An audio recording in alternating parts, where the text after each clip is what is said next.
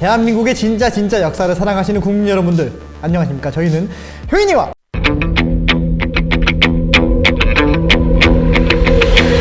무기다. 여기요. 약속한 대로 해야죠. 이무기입니다. 김효인입니다.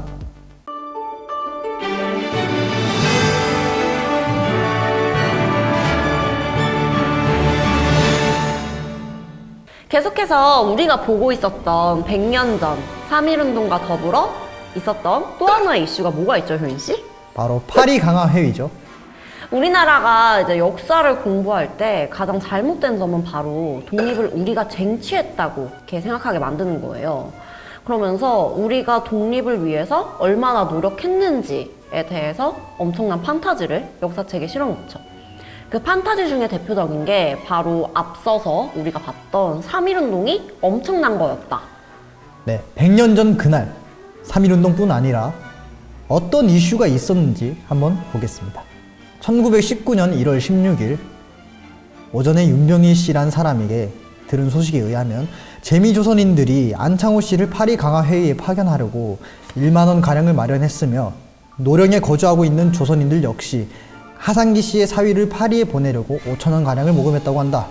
또 권아무개라는 사람이 같은 사명을 띠고 서울을 출발해 파리로 가고 있다고 한다. 또 다음 날 1월 17일에는 신흥우 군이 찾아와서 윤치호에게 파리에 갈 의향이 있냐고 물으면서 약소국들에서 소요가 일어나고 있는 것과 조선에서 소요가 발생하는 것에 대해 어떻게 생각하느냐라고 물었다. 그래서 윤치호가 세계대전과 관련 있는 약소국들 문제는 파리 강화 회의에서 틀림없이 안건으로 상정될 거다. 그러나 조선은 거론될 기회조차 없을 거다. 파리 강화 회의에서 열강은 조선과 같은 남거래는 제쳐두고 세계대전과 관련이 있는 약소국들 문제를 해결하는 데 주력할 거다 라고 자신의 생각을 얘기합니다. 여기서 파리 강화 회의에 대한 윤치호의 생각이 처음으로 드러나죠. 그 다음날 18일에는 송교장이라는 사람을 만났는데 그 사람 주장에 따르면 국제연맹이 실제로 창설될 것이며 또 조선에도 자결권이 주어질 거다. 만약 그렇지 않는다면 미국이 선전포고를 할 것이라고 얘기를 해요. 그러니까 윤치호가 정말이지 어이없는 일이었다. 그래서 송교장을 이제 납득시키기 위해 얘기를 한 게 첫 번째, 거창한 이상이 모두 그렇듯이 국제연맹이 창설되어 실제 활동에 들어가려면 앞으로 몇 년은 더 걸릴 거다. 두 번째, 조선 문제는 파리 강화 회의의 안건으로 상정되지 않을 것이다. 셋째, 열강 중 어느 누구도 바보처럼 조선 문제를 거론해서 일본의 비위를 거스르지 않을 것이다. 넷째, 미국이 단지 조선에게 독립을 안겨줄 요량으로 일본과 전쟁을 불사한다는 건 상상조차 할 수 없는 일이다. 했더니 송교장은 윤치호가 일본의 힘을 과대평가하고 있다고 생각하는 눈치였고 1월 29일에는 최남선이 다시 한번 언급돼요. 그래서 이제 우리가 일본의 통치를 달갑게 여기지 않는다는 걸 파리 강화 회의에 알리는 게 조선 독립에 꼭 필요한 일이라고 생각하는 사람들이 더러 있는 것 같다. 이 바보들 같으니 하고 비난을 해요. 그래서 왜 비난을 하느냐? 첫 번째, 한일 병합 조약을 통해서 조선의 약정이 일본의 유능한 행정으로 대체됐다는 게 너무나 잘 알려져 있기 때문에 조선의 상황이 종전보다 더 열악해졌다는 것을 납득시키는 건 현실적으로 불가능하다. 두 번째, 일본의 입장에서 조선의 생사가 걸린 문제인 만큼 다른 열강의 군사력에 제압되지 않는 한 조선이 독립하도록 내버려두지 않을 거고, 그렇다면 미국이나 영국 같은 강국이 하찮은 조선을 독립시키겠다고 일본과 전쟁을 하겠느냐. 그건 상상조차 할 수 없는 일이다. 세 번째, 역사상 투쟁하지 않고서 정치적인 독립에 성공한 민족이나 국가는 하나도 없다. 싸울 수 없다면 독립을 외쳐봐야 부질없는 것이다. 우리가 강해지는 법을 모르는 이상 약자로 사는 법을 배워야 한다. 이게 맞는 말이죠, 사실. 일본 같은 강국의 그 치하에 있는 조선을 굳이 다른 열강들이 구하겠다고 일본과 전쟁을 치르겠느냐? 그렇다면 윤치호의 생각은 강해지는 법을 모른다면 약자로 사는 법이라도 배워야 한다. 네, 그리고 1919년 2월 5일에는 이상재 선생에게서 윤치호가 파리에 가서 세계 지도자들에게 조선의 실상을 알리려 하지 않는다 라고 뒷담화한 사람들의 얘기를 전해 듣고요. 1919년 2월 25일 일기, 소요를 일으키려는 음모꾼들 역시 소요를 통해 직접적인 이득을 취할 수 없다고 생각하면서도 사람들은 조선인이 일본의 통치에 불만이 많다는 걸 파리 강화 회의에서 보여주는 게 조선에 도움이 될 거라고 믿고 있다. 그리고 3.1운동이 일어난 다음 날이죠. 3월 2일에 윤치호가 청년들에게 거듭 강조했던 내용들을 보면, 첫째, 조선의 독립 문제는 파리 강화 회의에 상정될 기회가 없을 것이다. 둘째, 유럽의 열강이나 미국이 조선 독립을 지지해 일본의 신기를 건드릴 만큼 그렇게 어리석진 않다. 셋째, 설령 독립이 주어진다 하더라도 우리는 독립에 의해 이득 볼 준비를 갖추지 못했다. 넷째, 약소민족이 강성한 민족과 함께 살아야 한다면 자기 보호를 위해서라도 그들의 호감을 사야 한다. 다섯째, 만약 거리를 누비면서 만세를 외쳐서 독립을 얻을 수 있다면 이 세상에 남에게 종속된 국가나 민족은 하나도 없을 것이다. 여섯째, 천독의 인사들 같은 음모꾼에게 속아서는 안 된다. 네, 그리고 3월 6일에도 보면 계속해서 똑같이 3.1운동과 파리 강화 회의에 대해 거듭 강조하는 이유가 있어요. 그 이유는 똑같죠. 첫째, 조선 문제가 파리 강화 회의에 상정되지 않을 것이다. 둘째, 미국이나 유럽 어떤 열강도 조선 독립을 위해 일본과 싸우지 않을 것이다. 셋째, 약소 민족이 강성한 민족과 함께 살아야 한다면 약자가 취할 수 있는 최선의 방책은 강자의 호감을 사는 것이다. 윤치호가 생각하는 약자로 사는 법을 배운다는 것은 강자의 호감을 사는 것이라고 현실적인 측면에서 주장을 하고 있죠. 3월 27일 몽골에서 독립운동이 일어났다. 카이로에서도 독립운동이 일어났다. 독립운동은 일종의 정치적인 인플루엔자인 모양이다. 그리고 시위자들이 순진한 조선인에게 선전하고 있는 내용의 요점은 윌슨 대통령이 호의로 파리 강화 회의에서 조선 독립을 선언할 때까지 만세를 부른다는 것이다. 시위자들의 태도가 그토록 진지하지만 않다면 웃기는 일이었을 텐데. 4월 1일 일본이 국제연맹 규약에 민족 동등 원칙을 포함시키는데 실패했다는 기사를 보고 윌슨 대통령의 너무도 고귀한 이상과 각국의 이익이 서로 상쇄된다는 점에 파리 강화 회의에 전반적인 문제가 있는 것 같다는 생각. 4월 13일에는 이승만의 소식을 들어요. 그래서 뉴욕에서 여권을 발급받지 못했다는 소식을 듣는데 윤치호의 예상대로 이제 미국이 일본의 심기를 건드리지 않을 거고 파리에 가려는 조선인에게 여권을 발급해주지 않았죠. 그리고 서재필 씨 역시 윤치호와 마찬가지로 조선의 진상을 알리려고 파리에 가는 게 부질없는 일이다 라고 선언을 했다. 그리고 6월이 되면서 파리 강화 회의에 대한 어떠한 결과물들이 이제 나오기 시작하죠. 1919년 6월 26일 오후 3시에 평화조약이 조인됐어요. 윤치호가 친구들에게 평화조약이 체결된 만큼 이제 조선에서 소요가 진정되겠죠? 라고 물었더니 애국자들이 목표로 했던 건 평화조약이 아니라 조선의 독립이었다 라는 대답이 돌아오죠. 그리고 윤치호가 어째 조선에는 평화가 없을 것 같다. 파리 강화 회의를 통해서 윌슨 대통령이 민족 자결주의를 주장을 했고 그게 베르사유 조약을 낳는 결과가 됐죠. 그래서 당시 1차 대전 패전국의 입장이었던 독일 등 유럽 국가가 가지고 있던 식민지 대부분이 이때 독립을 하게 되죠. 이 파리 강화 회의는 민족 자결주의를 원칙으로 삼기 때문에 세계대전으로 인한 그런 피해들을 수습은 했는데 어떻게 보면은 불공평하다고 보여지는 면도 있어요. 이 민족 자결주의의 원칙이 세계대전에 패배한 나라들한테만 적용이 된 건데요. 승리한 그 연합국들도 식민지를 가지고 있었는데 그들은 식민지들한테 주권을 돌려주지는 않았고요. 그리고 당시 일본은 1차 세계대전에서 승리한 연합국 쪽의 입장이었으니까 이 회의의 원칙상으로 본다면 조선의 독립을 파리 강화 회의에서 주장한다는 것 그 자체가 말이 안 됐죠. 승전국 입장인 일본의 식민지인 조선은 독립과 무관했고 사실상 독립은 2차 세계대전 전범국인 일본이 패전국이 되면서 그 영향이 컸죠. 그래서 독립도 세계대전의 끝도 1945년이었고요. 그리고 당시에 이 회의에 김규식을 대표로 보냈지만 결국 독립을 얻지 못했잖아요. 그래서 결국 윤치호 말대로 전혀 소득이 없었다는 거.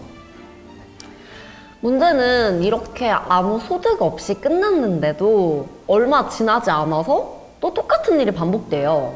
1921년으로 와서 이제 8월 11일 워싱턴에서 열릴 예정인 군축회의가 일본과 조선에서 초미의 관심사로 부상하고 있다. 조선인은 평화회의가 개최에 가까워짐에 따라 굉장히 고무되어 있다. 조선인은 이 회의로 인해서 일본이 어떤 식으로든 조선을 토해낼 수밖에 없을 거라고 기대에 부풀어 있대요. 허나 그건 터무니없는 생각이다. 이어서 9월 27일에 낯선 청년에게서 편지를 받아요. 그래서 상하이에서 온 편지였네요. 자금을 달라고 하면서 윤치호한테 조선 대표로 워싱턴 그 군축 회의에 참석해달라는 요청이 와요. 윤치호가 하는 말이 조선 대표들이 지난 파리 강화회의에서 뭘 얻었냐. 내가 만약 워싱턴 회의에 참석해서 조선인에게 조금이라도 기여할 수 있다면 나는 차라리 국내에서 자라나는 세대들의 그 교육에 돈을 기부해서 더 많은 기여를 할 수가 있다. 일본은 누군가에게 강요를 받지 않는 한 절대로 조선을 포기하지 않을 거다. 그리고 워싱턴 회의에서 누가 일본에게 조선을 포기하도록 압력을 행사하겠나. 도저히 상상할 수도 없는 일이다.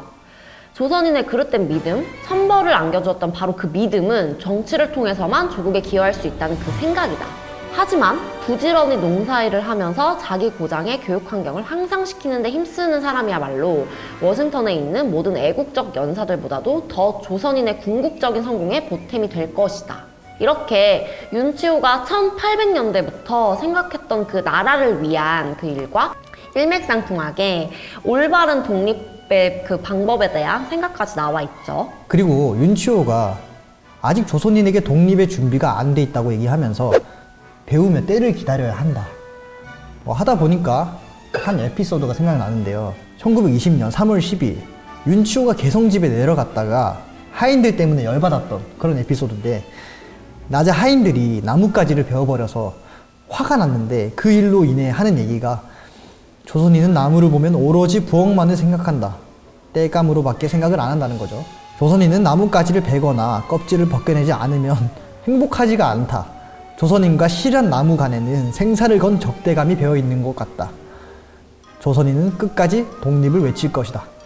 하지만 아름답고 유용한 나무를 사랑할 줄 알아야만 독립을 얻을 자격이 있고 또 실제로 독립을 얻을 수 있을 것이다. 윤치호가 이렇게 나무에 대한 중요성을 강조하면서 조선인이 아직 독립을 위한 준비를 갖추지 못했다라고 한 내용이 있어요.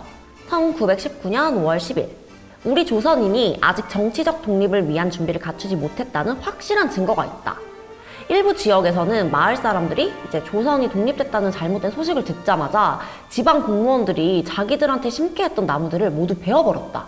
이 무식한 사람들은 너무도 몰상식한 나머지 정작 독립이 되면 나무가 더 많아야 한다는 사실을 모르고 있다. 그리고 2번, 3번도 그동안 쭉 강조해왔던 교육의 중요성과 3번도 정치에 관여치 말고 도덕적 향상이 우선이다. 이렇게 쭉 나와 있는데 이 나무의 중요성 우리가 앞에서 한번 봤잖아요. 네, 시즌2 첫 편으로 공휴일에 대해 얘기할 때 그 식목일 얘기하면서 나왔죠.